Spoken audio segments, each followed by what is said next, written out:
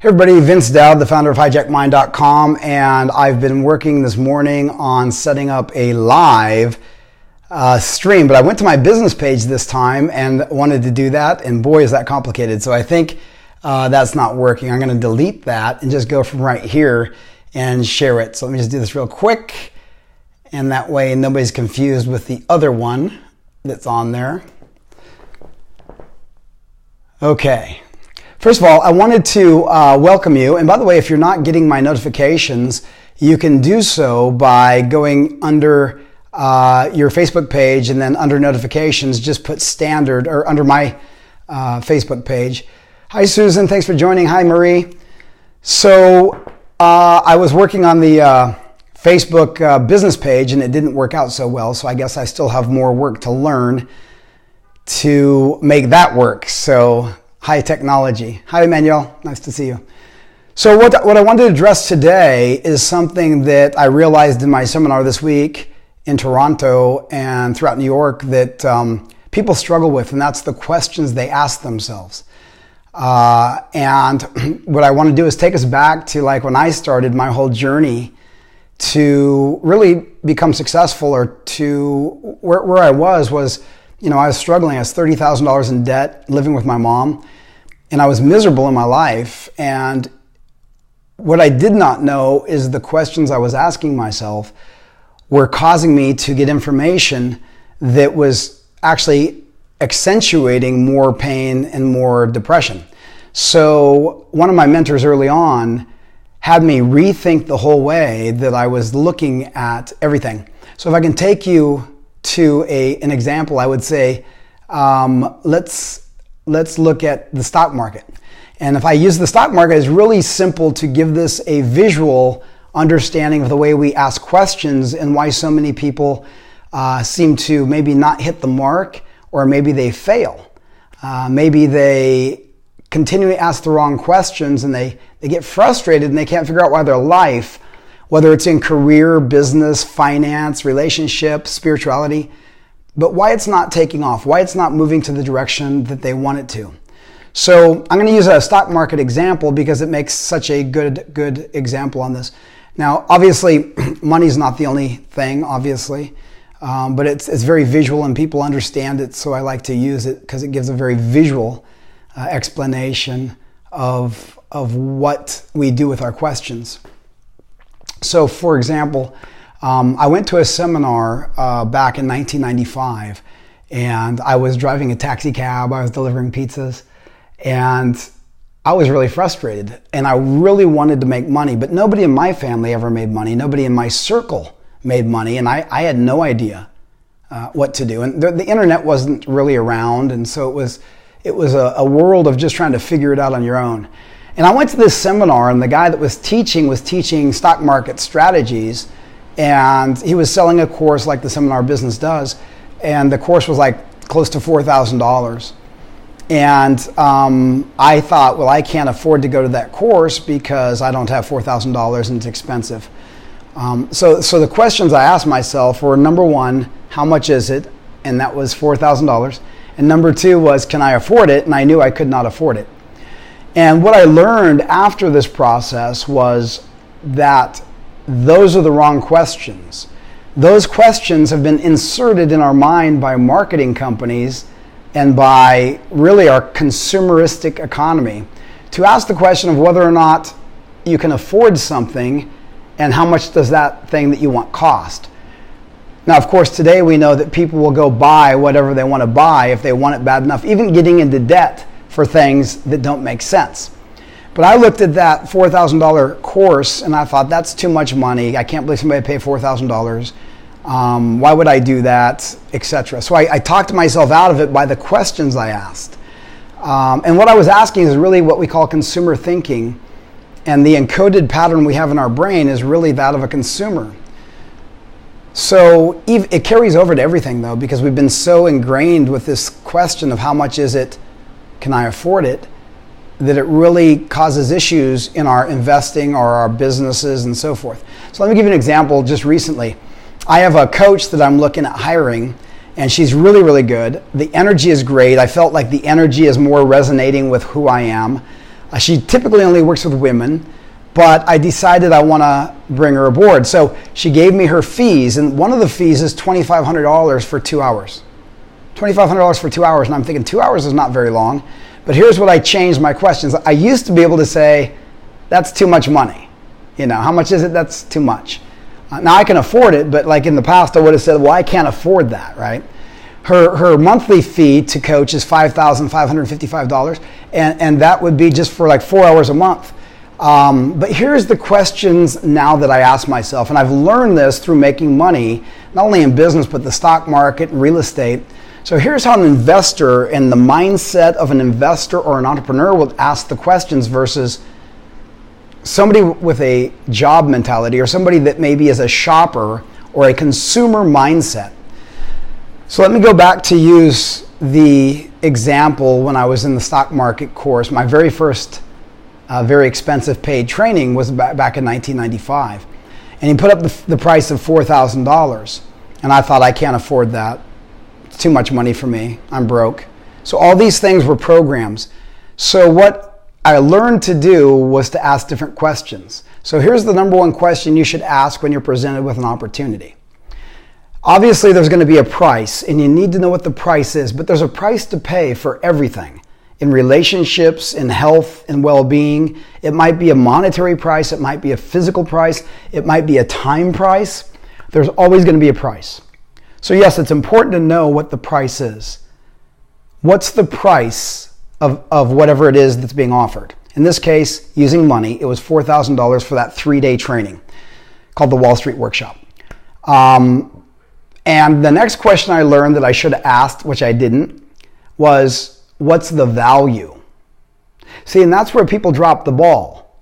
They drop the ball because they look at price and they consider price value.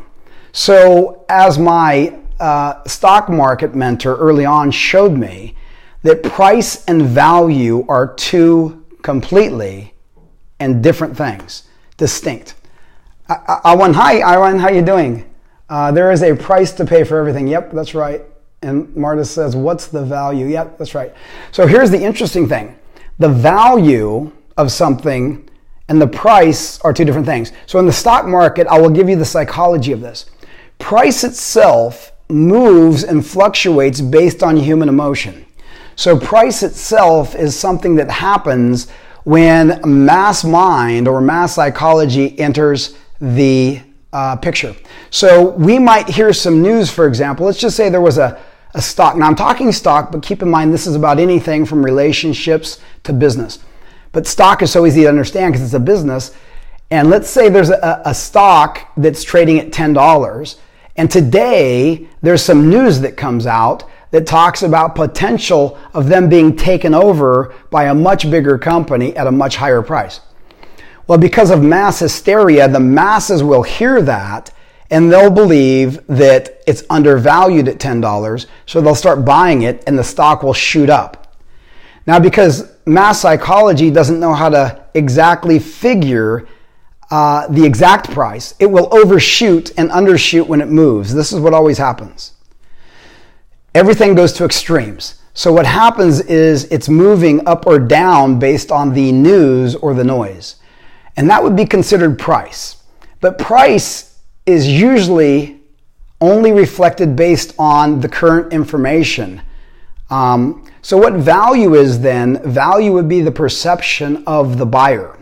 So the perception is, how much value will I get in this? Now, when you look at the stock market, you'll go into what we call fundamental analysis and really struggle to look at this. You want to look at the numbers, look at the price to earnings ratio, look at the float, which is the number of shares traded. There's so many numbers, and then you look at the cash flow, you look at the earnings. So all these things play into a formula that gives you a projected value.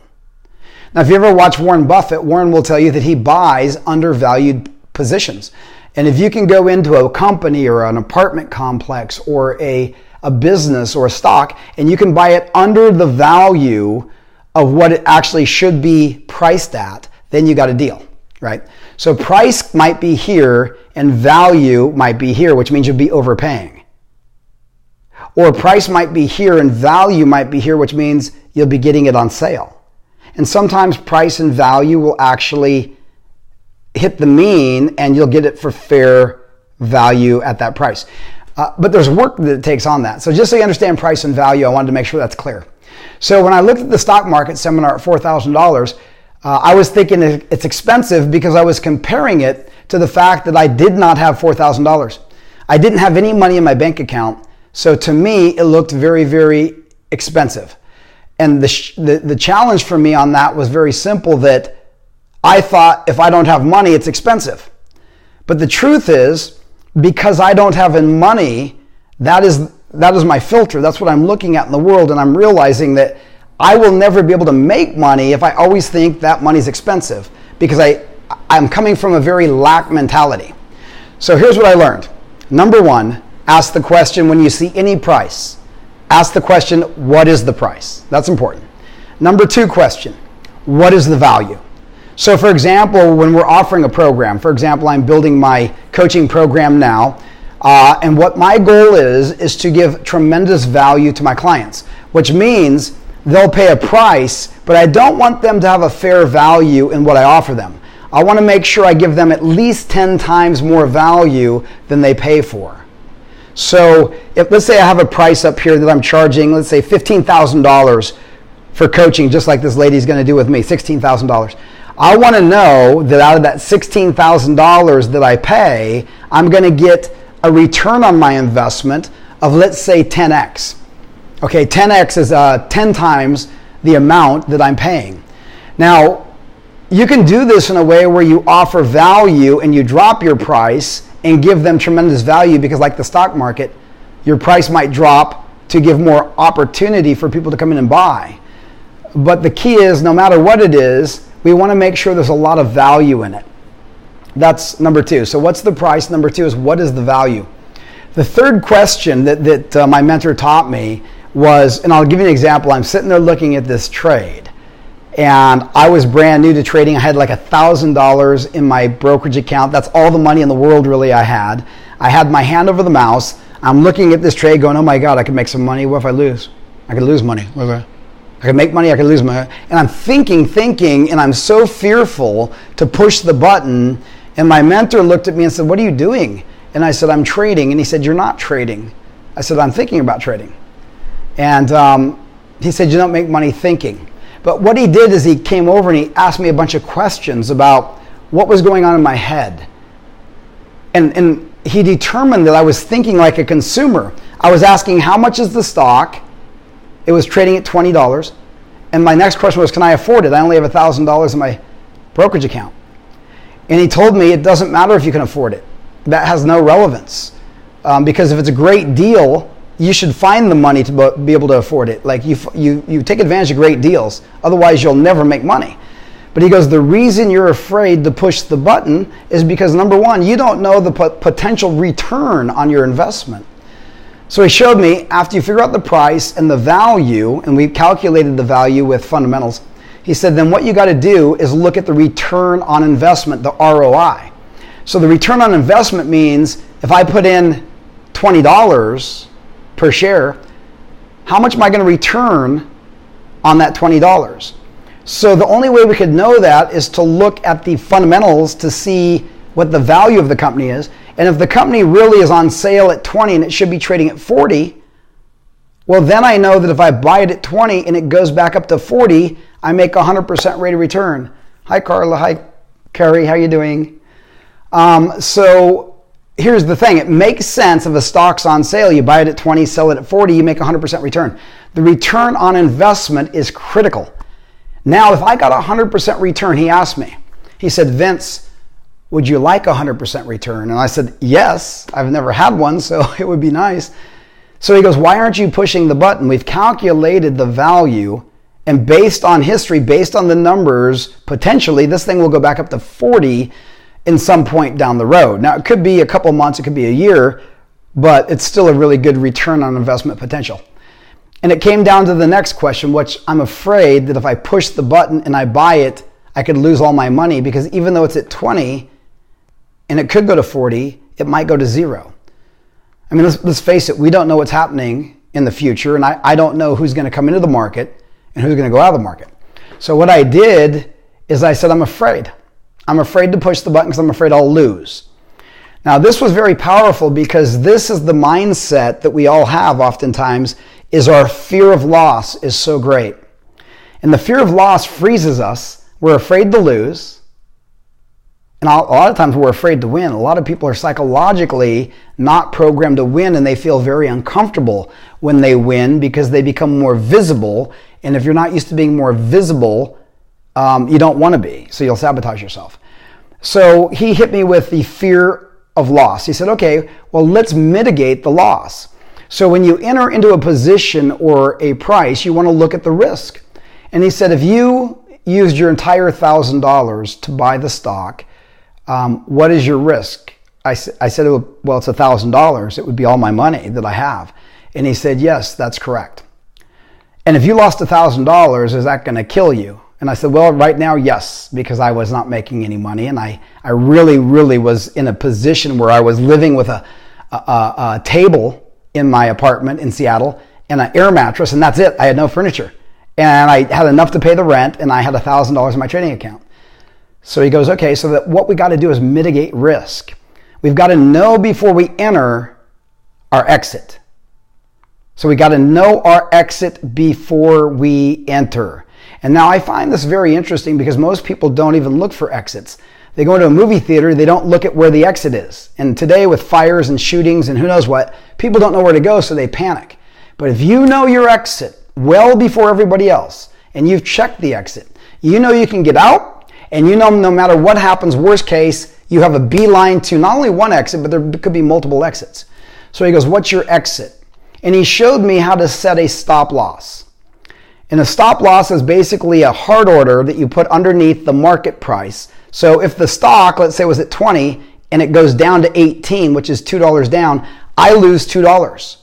So instead of losing $20 a share, which is how much I entered the trade with, Marta said, I just spent $3,000 for coaching and was nervous, but now after doing the program, I am only looking for my next investment myself. I totally understand. Yeah, Martin, isn't it true too that, and I always tell people this, that when you invest in you, smart people trade money for value. The thing that people don't understand, and the reason so many people are afraid to invest in themselves, is because they have a very bad relationship with money. They don't understand that money, they don't even understand what money is, but money is a fiat currency. It's a paper. It has no intrinsic value. It is not real. And therefore, people get caught up in holding this in the bank and in their hands and afraid to spend it. And that money is being degraded every day. It is losing value every single day. So the best thing we can do is invest it here with more skills, more knowledge. When we acquire skills that other people will pay for, when we acquire skills that give us much more value and impact, then we are the wealth.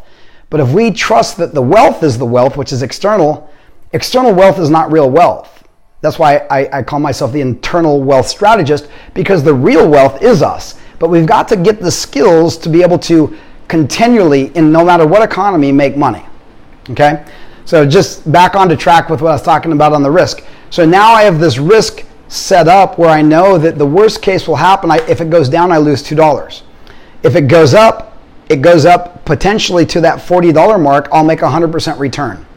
So my risk to reward was outstanding. I'm risking $2 in the trade to make $20.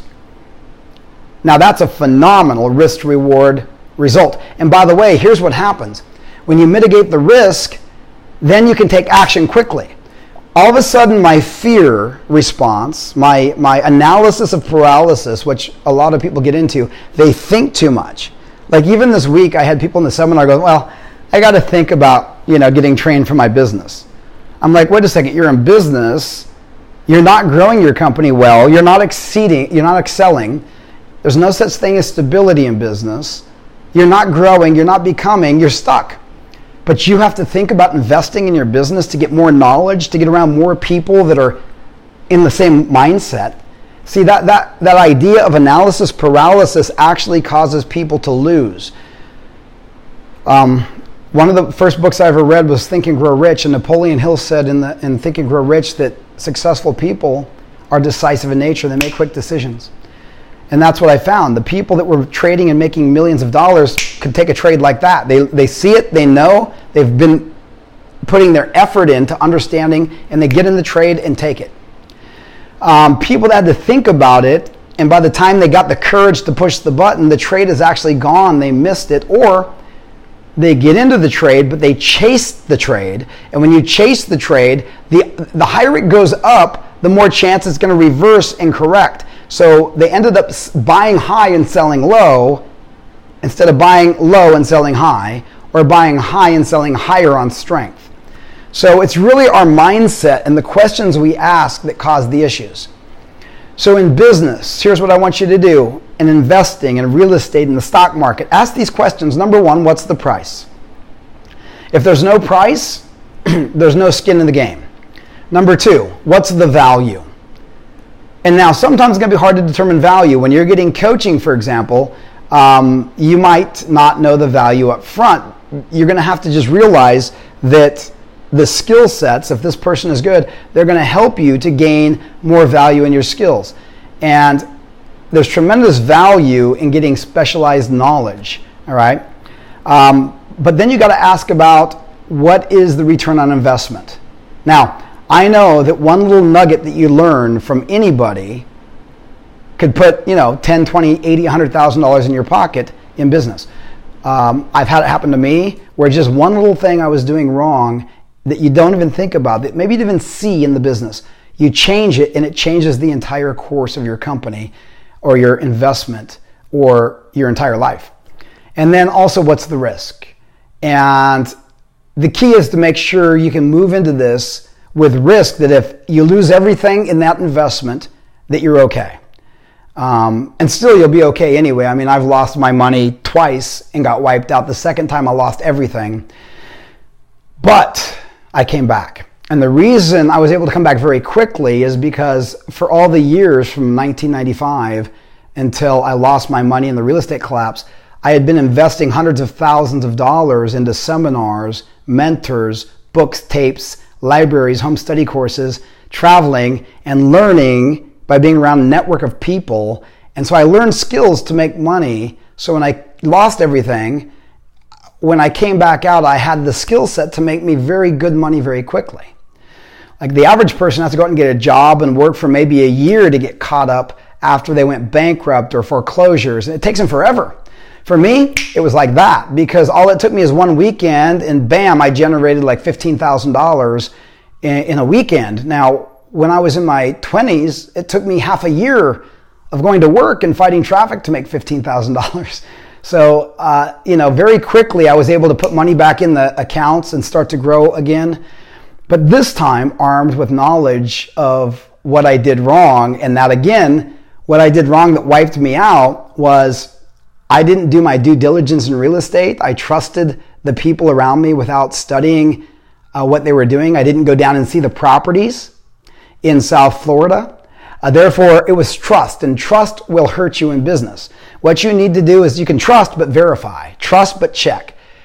Don't trust us, test us. That's what I always like to use.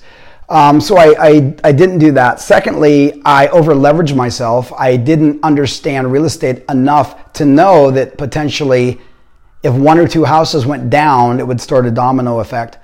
Third, unlike the stock market, I couldn't get out of real estate like I could the stock market. If a stock starts to fall, I push a button. But with real estate, I couldn't push any buttons. I just had to go down with the ship. So had I looked at my risk mitigation, I would have said, let me consider the model of what's the worst that could happen in the real estate market, and will I be able to survive that? And if I would have done that, I would have never purchased the number of properties that I purchased, and I wouldn't have purchased the type of properties I purchased, which were a lot of new construction. Very bad idea. So I learned a lot from that. So I honor my losses. I honor more importantly than losing the money, I gained so much on the transformation of who I've become. Because it was the loss of all that money that woke me up to the inner wealth that we are. When I lived in that ashram and I learned through yoga and yoga nidra that we are the wealth, that nothing can ever be taken from me or given to me, because we have all that we need abundantly within us once we just quiet the thoughts and access that information. And that's been really the most powerful thing that I've learned since 2014 was the year that I was in the ashram, and it was been very powerful for me. So I wanted to bring that to you. So again, I encourage you to ask the right questions. Now that was a representation on money, but I encourage you to ask those questions on relationships. You know, you're getting involved in a relationship. What's the price? And what's the value of the relationship? What's the risk? And it's so funny because it's like the stock market and relationships. You find a stock you love, and if you don't do some research on it, you're going to just buy in, and you might buy at the highs, and then it starts to crash, like relationships do sometimes. And you get these red flags.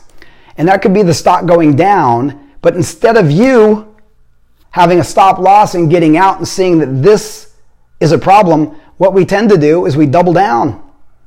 And then we stay longer and we feel, well, I'm already invested. I bought it, I liked it at this price, it's dropped, I'm going to buy some more at this price because it's cheaper. And that's the worst way to make money in the stock market. And we do that we also do that in relationships. And then what happens, we get in a long relationship that turns out to be very bad because we're so invested, we're afraid of losing. One of the mantras is cut your losses short and let your winners run. That was a stock market mantra. Cut your losses short, let your winners run. So I encourage you to do that in life, relationships, business, and I hope these questions helped. Please comment below. Let me know what you think, what you've learned. If this helps you, if you want to share it, please share it if you think it'll help somebody. Let me know your thoughts. What's happened in your life by asking the right questions versus the wrong questions. And I'm going to work on the Facebook page so I can actually get more interactive with these on my business page. So if you're not following me for notifications, please do so. I have a lot of different topics coming up, and I'm going to get better at this. So I appreciate you being in there while I work it through with this technology. But thanks for joining, guys. I wanted to make it short. But I will tell you, if you start to ask different questions, if your life is not going the direction that you want it to in any area, analyze the questions you're asking, because the different questions pull in different data from the universe, and those different questions can change the whole direction of your life. It did for me, and it has done it for so many people. Okay? So anyway, God bless you all. Thanks for coming on. I appreciate you, and I'll let you know when my next one's going to be. So have a great day. Much love.